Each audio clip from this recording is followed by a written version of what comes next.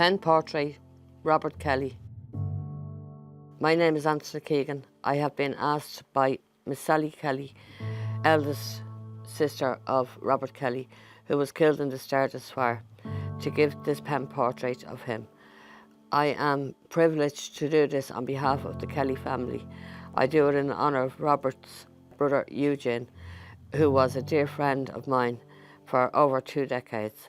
If Eugene was alive, it would have meant so much to him to speak here today about his brother Robert, whom he loved so much. Robert was born on the 28th of January 1964 in Dublin. He was the youngest child to William and Teresa Kelly, who had 5 boys and 4 girls. They lived in an end terrace house in Eadmore Crescent. As a child, Robert was a beautiful lad. He was a bit of a character in a lot of ways, and one way was he came to be called Spikey Kelly. It's funny because he gave himself his own nickname, which then stuck on him growing up until his death. He nicknamed himself Spikey because of his hair, as it used to be very spiky. Robert attended St Malachy's Primary School in Eadmore, then progressed to Colester College Secondary School to do his intercert. After leaving secondary school, Robert got a job working on the B&I boats. His plan was to stay working on the boats, as he loved this job. Although there was 6 years between Eugene and Robert, they were very close as brothers. Not only were they close as brothers, but they were very best friends too. And Eugene was always very protective of his little brother. They both worked on the B&I ships, but Robert was on the Stena line while Eugene was on the Leinster or the Munster, as they would have been on different shifts at different ports. Robert liked music. His first band that he followed was the Bay City Rollers. As time went on, he started to like the Sex Pistols, Sham 69, the Undertones, the Specials and Blondie. Robert had lots of hobbies, and one of his favourite hobbies was embroidery. He had just loved doing this. He had a Wrangler jacket that he loved wearing, and he had done embroidery all over it. He loved it even more after he finished it with his personal touch of embroidery. As the youngest of 9 children, Robert was idolised by his mother, his daddy, his brothers and sisters, his nephews and nieces, his godchild Mandy. This was Eugene's daughter. His aunts, his uncles, his cousins, his friends and all the neighbours. Everyone loved Robert and he loved everyone. But he had one person that he particularly loved and adored, and that was his mammy. The love Robert had for his mammy was unconditional love. Shortly before he was killed in the Stardust, he went into town and bought a boat for his mam for a present. A few days later, on the 28th of January 1981, Robert's birthday, just 2 weeks before the Stardust fire, he used his money his sister gave him for a birthday present to go into town to get the John Lennon's record, Woman, and handed it straight to his mummy, saying, "I bought you a present." He gave her a present out of his own birthday money. He idolised his mother. Robert celebrated his birthday later that day with his friends. They had a few cans of drinks at the railway track celebrating Robert's turning 17, with a bit of banter and a laugh. On the weekend that he was killed in the Stardust, Robert was due to work on the ship, but it went into dry dock, giving him the week off. He got himself ready to go to the Stardust. His friend Paul Nolan lived right next door, so the two of them made their way to the Stardust together. As they approached the Stardust, Robert was stopped and refused entrance by a bouncer, as he looked young. Paul Nolan declined to go in without him. They both sat on the wall outside for a while, then joined the queue again and were allowed in. They paid their £3 entrance fee, and they were searched and then went to the bar and bought pints.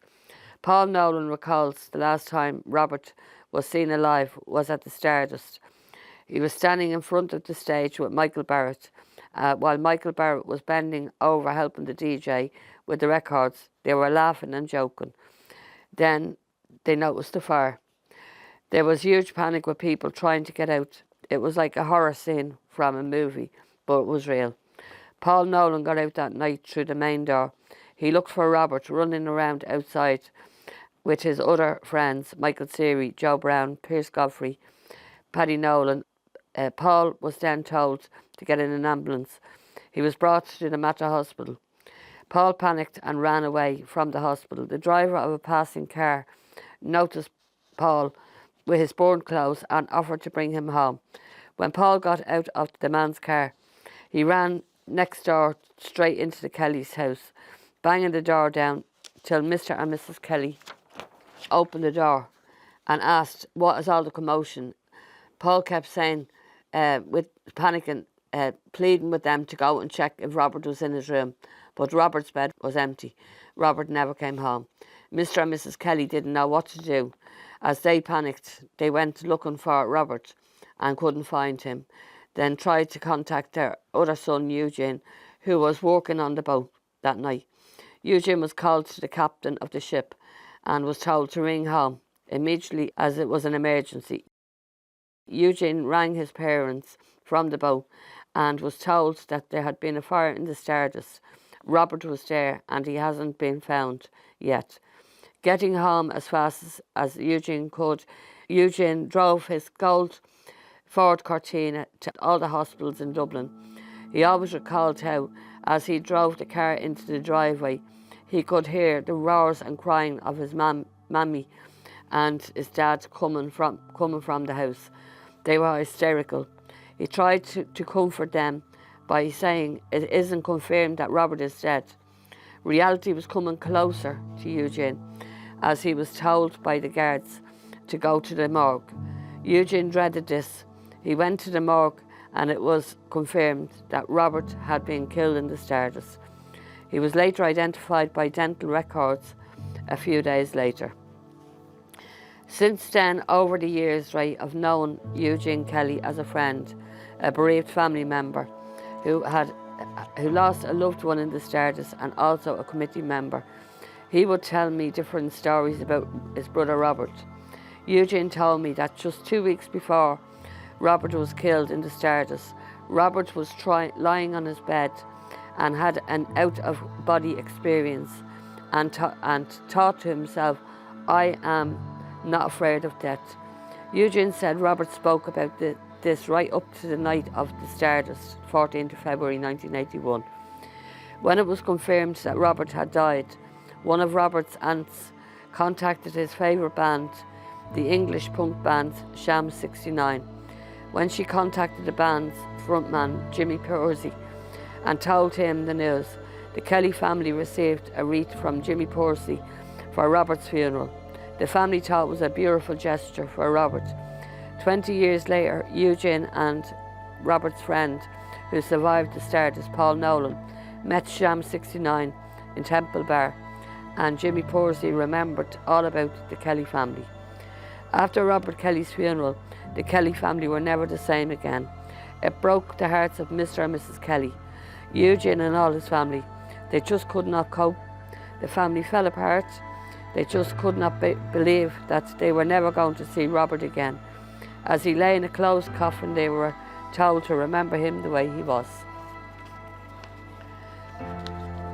Robert had been saving all his money to go on a holiday to Spain, and I always recall Eugene saying that his mother had always said poor Robert was saving for his holiday, but little did he know he was saving for his own funeral, as he never got a chance to go on his holiday. It is clear from talking to Sally Kelly, the sister of Robert Kelly, that the family are still hurting from Robert's untimely death. I would like to take this opportunity to thank them for sharing their stories with me, to do this portrait on behalf of their beloved brother Robert. I would also like to thank Paul Nolan, Robert Kelly's friend, for sharing his stories about the great friendship he had with Robert. And finally, I wish It was Robert's brother Eugene Kelly who was reading this portrait of Robert here today. I hope and pray that Robert, his mammy, his daddy and Eugene are happy that this portrait is true, and to the beautiful boy Robert, who had his whole life ahead of him and was taken too young.